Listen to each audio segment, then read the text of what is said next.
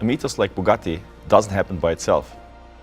It's created by extraordinary people. As we like to say, we are standing on the shoulders of giants.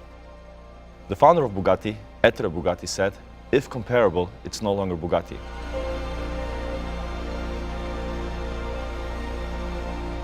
Bringing Bugatti and Rimac together made so much sense for everyone. It was one of these rare win-win-win situations where everybody wins.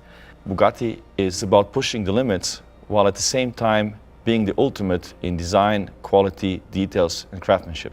As Bugatti for me is the pinnacle of automotive, I felt like the next Bugatti still has to be a hypercar. Once that was clear, the question was how to do it. At that time, many people were strongly suggesting that the next car should be all electric. And that would have been the easiest thing because we had the Rimac Nevera, which already had astonishing performance, which would fit very well with the Bugatti.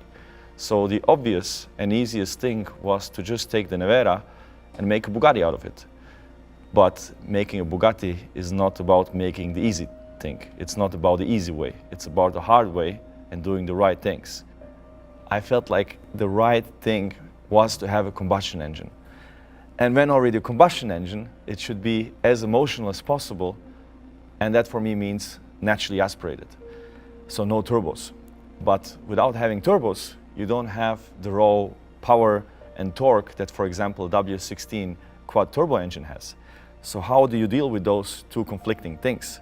Luckily, we are experts in ultra high performance powertrains, electric powertrains.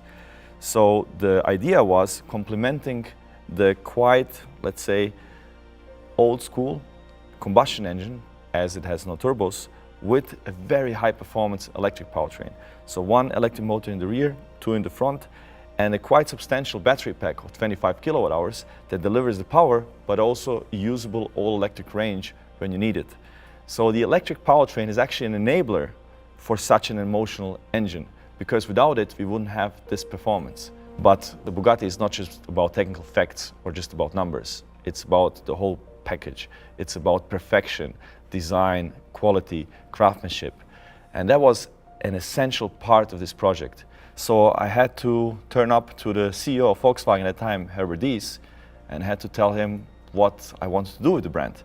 And this little car was actually instrumental to that, because this is how I explained the concept of the next Bugatti. And he loved it.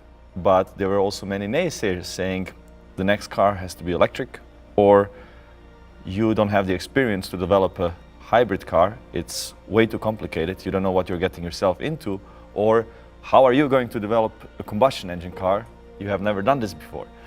My answer was, I haven't done anything before, whatever I have done in the last 15 years. We had no right to do any of that, especially starting in a country that didn't have a car industry. So we had the confidence that we could do it together with the colleagues from Bugatti after joining forces. So this little model was what convinced Herbert Diess to shake hands with me and to give me the control or the responsibility and the huge opportunity to bring Bugatti to its next chapter.